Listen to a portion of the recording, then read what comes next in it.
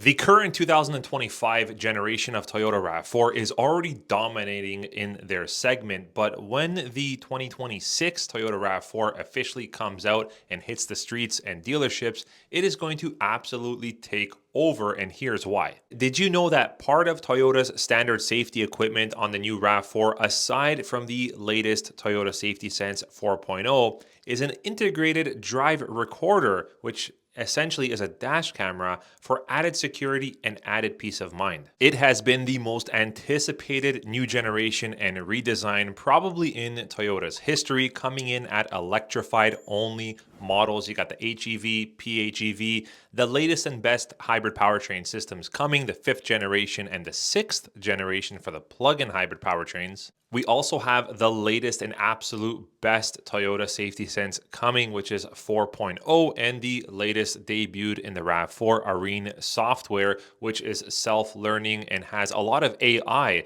built into it as well. There's 3 different looks you can go for, from the core to the rugged off-road being the Woodland, and the sport grades SE, XSE, XSE technology package, and GR. Oh, and keep in mind, for the first time ever, the Toyota RAV4 is going to feature a whopping 320 horsepower when you're going with those plug-in hybrid models. Now, let's take a look at the current generation Toyota RAV4 legacy, and what I mean by that is the sales, which they speak volumes about what's really going on. By the way, everyone, you only have a few more months to get yourself a non-hybrid Toyota RAV4. The electrified only RAV4s are going to start coming in sometime very early in 2026, probably around January of 2026, and the plug-in hybrid variants, which is the XSE Sport trims, the Woodland, the GR, they are going to be coming in after the HEV hybrid, so probably expecting those to be around March or so of 2026. So if for whatever reason you don't want the new generation or you don't want an electrified RAV4, time is definitely running out. All right, in 2024, Toyota sold a record just over 475,000 RAV4s in the US,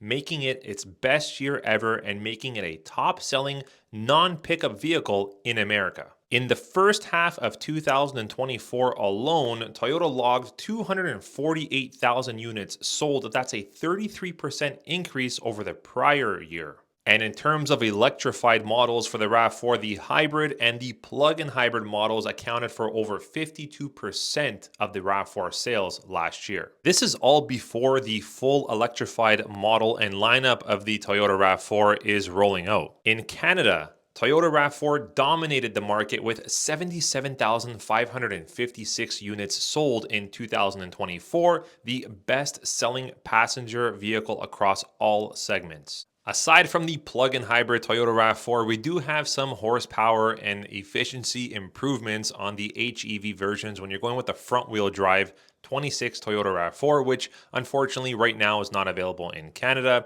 US it is. You're going to get a standard 226 horsepower and a 10 horsepower increase on the all-wheel drive up to 236 horsepower. The PHEV, as I mentioned, maxes out at 320 horsepower and can charge from around 10 to 80% in right around 30 minutes. And you can also get an approximate 50 miles of electric-only range on the 26 plug-in hybrid RAV. In terms of internal technology and updates on the interior, the all-new Gen RAV4 will feature either a 10.5-inch touch multimedia screen or a 12.9-inch touch multimedia screen, depending on the model and trim you select.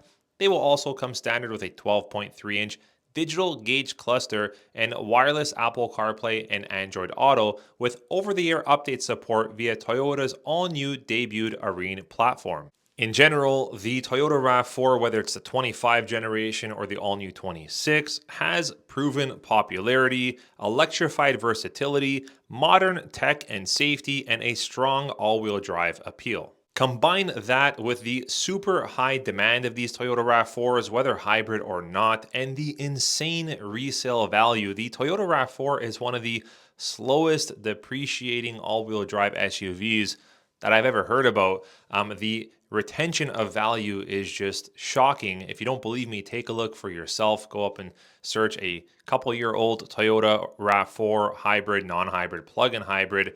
They hold amazing value. My anticipation is definitely the demand will increase and will surge heavily in 2026 for the 2026 model. So do expect some wait times, definitely, depending on where you're located and where you're from.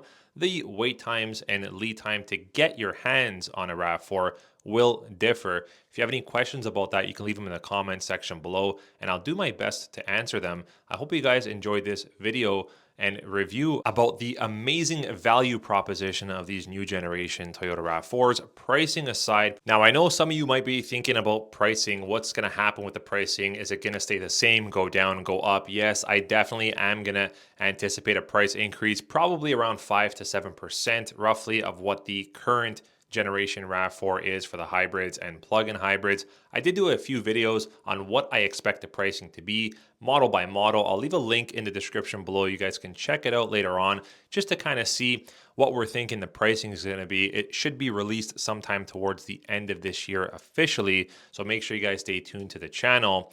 If you combine all these aspects I spoke about in this video, I do expect that the RAV4 will only increase in popularity, demand, and overall sales, which does lead to a wait time and a lead time to get your hands physically on a new gen RAV4. Wait times will and can vary depending on where you're from and where you're located. If you have any specific questions on that, feel free to leave them in the comments section, and I'll do my best to get back to you. I hope you enjoyed this video and review. We'll catch you guys on the next one. Take care.